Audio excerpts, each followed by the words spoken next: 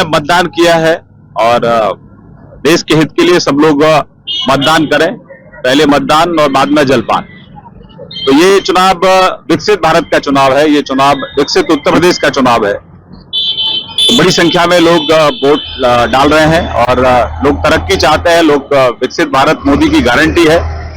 और तीसरा जो कार्यकाल है नरेंद्र भाई मोदी जी का, वो बहुत स्वर्णिम कार्यकाल रहेगा। 14 से लेके और 2019 तक जो पंडित दीनदयाल उपाध्याय जी का सपना था वो साकार हुआ। गरीब कल्याण की योजना जमीन पर लागू हुई और 2019 से लेके 24 तक आप देखेंगे कि डॉक्टर श्यामा प्रसाद मुखर्जी जी का जो सपना था जम्मू कश्मीर को लेकर, उन्होंने जो बलिदान दिया था अपना, धारा 370 को समाप्त किया। देश के अंदर जितने भी मुगल आए उन्होंने हमारे यहाँ जितने भी स्थान है, हमारे जो भगवान के आराध्य, हमारे जो आराध्य हैं, उनके जो पवित्र स्थान उनको तोड़ने का काम किया।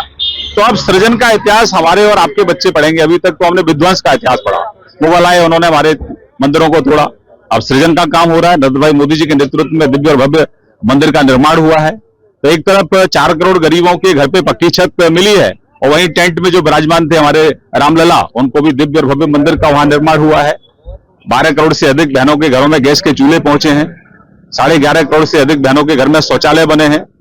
50 करोड़ से अधिक लोगों को देश की इकोनॉमी के साथ यानी कि जनधन के खाते के साथ जोड़ा गया है। 80 करोड़ लोगों के घरों में राशन पहुंच रहा है। तो ये बड़ा काम नरेंद्र भाई मोदी जी ने किया है। मतलब विकसित भारत मोदी की गारंटी। तो ये विकसित भारत का चुनाव है। आने वाली हमारी जो पीढ़ियां हैं, जो बच्चे हैं, उनको और खुशहाल हो, देश आगे बढ़े, ये उसका चुनाव है। 400 पार अब की बार 400 पार, फिर एक बार मोदी सरकार। देखिए, पूरे जनपद की अगर हम बात करें तो 17 मथुरा लोकसभा जो सीट है जिसका आज मतदान द्वितीय चरण में हो रहा है, इस पर टोटल 2128 बूथ्स हैं। सभी बूथों पर प्रातः 7 बजे से मतदान का कार्य चल रहा है और इस समय जब हमारे पास रिपोर्ट है, हमारी सारी ईवीएम काम कर रही है और सभी बूथों पर मतदान चल रहा है। देखिए, अभी प्रतिशत तो हम 9 बजे ही कंपाइल करेंगे, क्योंकि इस तरह से अनुमान लगाने का कोई औचित्य नहीं। हाँ, ठीक 9:10 तक हम आपको एग्जैक्ट प्रतिशत देंगे कि 9 बजे तक कितना पड़ा हुआ है। उसके लिए हमारी टीमें फील्ड में लगातार काम कर रही है। पूरे जनपद को हम लोगों ने 224 सेक्टर्स में, 35 जोन में, 10 सुपर जोन और 5 एडीएम रैंक के ऑफिसर्स को लगा करके, उनके साथ उनके पुलिस काउंटर पार्ट को लगा करके हम लोग व्यवस्थाओं पर निगाह रखे हुए हैं। 50% बूथों पर हमारी वेबकास्टिंग हो रही है, जहाँ की मॉनिटरिंग सीधे tehsil control room, district control room, state control room और भारतीय निर्वाचन आयोग से की जा रही है।